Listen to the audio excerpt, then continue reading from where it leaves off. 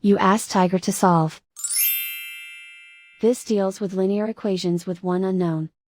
The final result is x equals 3. Let's solve it step by step. Group all x terms on the left side of the equation. Subtract 5x from both sides. Group like terms. Simplify the arithmetic. Group like terms.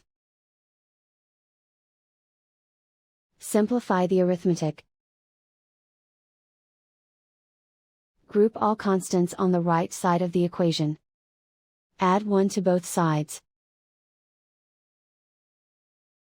Simplify the arithmetic.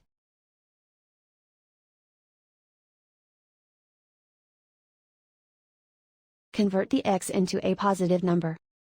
Multiply both sides by -1.